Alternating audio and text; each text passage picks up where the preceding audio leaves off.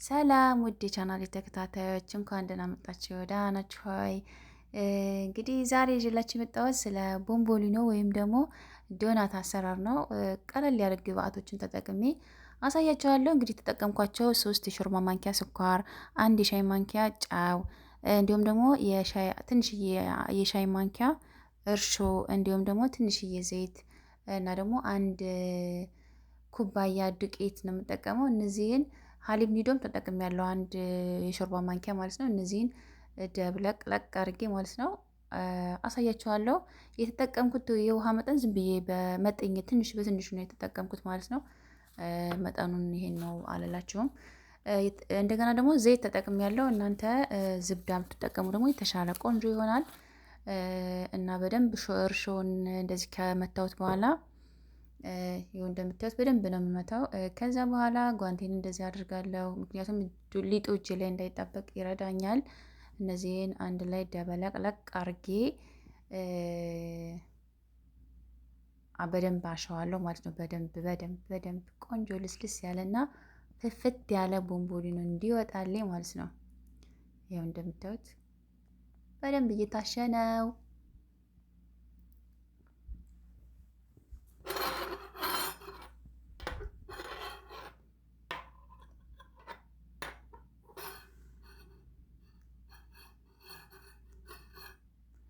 ከዛ በደንብ በፕላስቲክ እፍን አርጌ ከድነዋለሁ።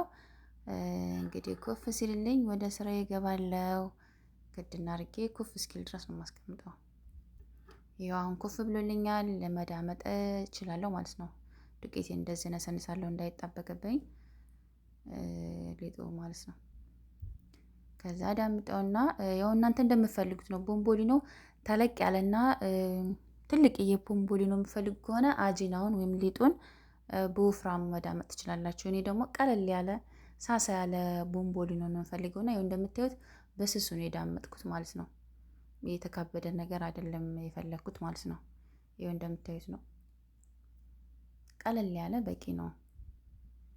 ያው እንዳሳየኋችሁ የተጠቀምኩት 1 ኩባያ ዱቄት ነውና በቂ ነው።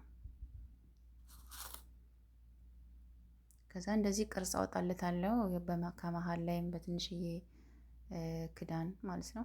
እንደዚህ ቅርጽ አወጣለትና ሳህኔ ላይ ሳረግ ታዲያ ወረቀት ላይ ነው የማረገው። ስንጠብስ የምናረግበት ወረቀት አለ የለ። ምክንያቱም ሊጣበቅ ስለሚችል እስከነ ወረቀቱ እንትኑ ላይ ዘይቱ ላይ እናደርጋለን ማለት ነው። ለመቅረጽ ብዙም አልተመቸኝም። ያው የቻልኩትን ለማሳየት እሞክራለሁ። እንግዲህ እንደምታዩት ነው። አሁን ይሄንን ክድ እናደርገውና የተወሰነ ደቂቃ ትንሽ ኩፍ እስኪልልኝ ድረስ ማለት ነው። በጣም መቆየት የለበትም። ያው አሁን ዘይቴን አድርጌዋለሁ ማለት ነው። ለመቅረጽ ስላልተመቸኝ ሙሉን አላሳየኋችሁም ማለት ነው።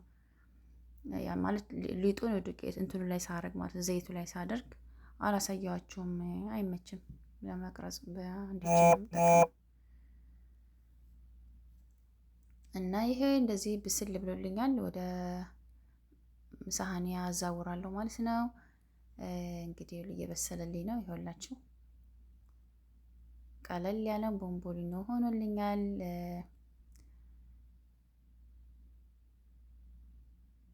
ዶናቴ በዚህ መልኩ ደርሷል። እንግዲህ ይኸውላችሁ 1 ኩባያ ዱቄት ይሄን ያህል ቦምቦሊኖ ቀለል ያለ ያልተካበደ ቦምቦሊኖ ወጥቶልኛል ማለት ነው። እንግዲህ ሻይን አፍልቻለሁ። ወደ ገበታ ያቀርባለሁ የምፈልገውን ያህል አንስቼ ማለት ነው። ይኸው እንደምታዩት ነው።